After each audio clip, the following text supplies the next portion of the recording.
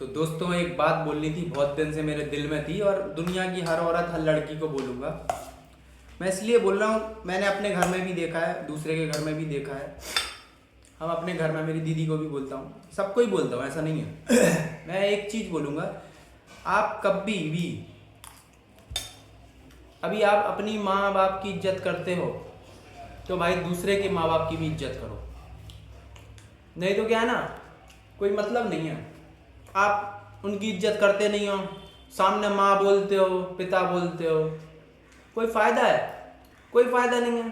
अभी आप दूसरे के माँ बाप की इज्जत नहीं कर सकते तो आप किसी की नहीं कर पाओगे। अपने माँ बाप ही होते हैं। अपने माँ बाप की आप इज्जत कर रहे हो, दूसरे की नहीं कर रहे हो, तो ये गलत है मेरे हिसाब से। काय को माँ बोलते हो, काय को पिता बोलते हो, इससे अच्छा अंकल आंटी बोलो या फिर उनसे कट हो जाओ। पर कभी भी आप जिस घर में रह रहे हो उन लोगों की बुराई मत करो। ऐसा करने से क्या हो ना, आपके अंदर जो निगेटिव चीज़ है ना वो बढ़ती जाएगी। कल के दिन आपके माँ बाप ही आपको गाली देंगे कि हमने तुम्हें कैसी परवरिश दी। बात को समझ रहे हो? हम दुनिया की हर औरत को बोल रहे हैं, ऐसा नहीं है अपने। हम तो अपने घर में मेरी वाइफ को भी बोल देते, मेरे माँ बाप को मम्मी पापा मत बोला करो, अंकल आंटी बोला करो। ये शोभा नहीं देता।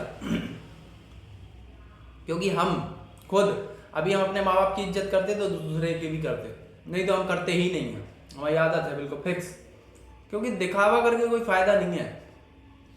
करेंगे तो करेंगे, नहीं करेंगे नहीं करेंगे, पर हम फर्जी दिखावा नहीं करते कभी किसी को। और हर लड़की को बोल रहा हूँ, आप किसी भी घर में जाओ, फालतू में माँ पिता मत बोलो। जब आप उनकी इज्जत नहीं करते तो अंकल आंटी बोलो, क्योंकि वो आपके माँ पिता कभी बन नहीं सकते। अभी बन रहे होते तो आप उनको गाली नहीं देते। समझ रहे हो?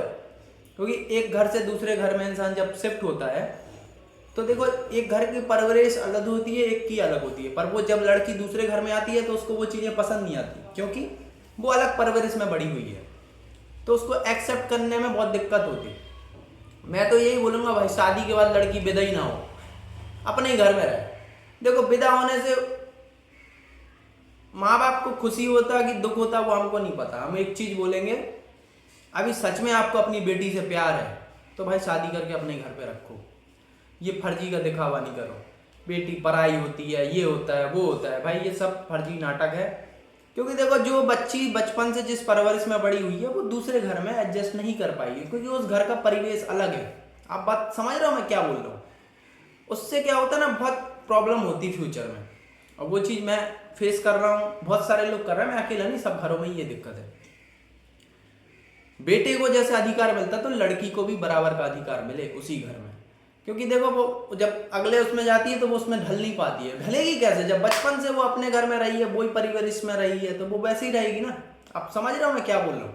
इस चीज़ को समझने वाली बात है, पर इंसान ये चीज़ समझता नहीं है। बेटी को भगा देता है शादी करके दूसरे घर में, खुद का घर तो सोचता खाली हो गया, दुखी रहता है। उस घर में जरूर अशांति हो जाती है, क्योंकि वो उस घर में ढल नहीं पा रही, ढल भी नहीं पाएगी, क्योंकि उसका नियम अलग है, हम लोग का नियम अलग है। बात को समझ रहे हो आप?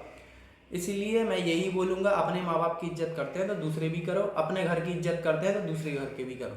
नहीं तो भाई आप अपने घर में ही रहो, मेरे सीधा कहना है।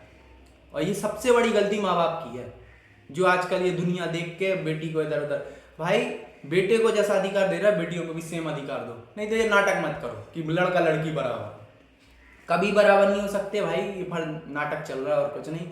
बूढ़े बुजुर्ग चूतिया बना रहा है सबको, और कुछ नहीं।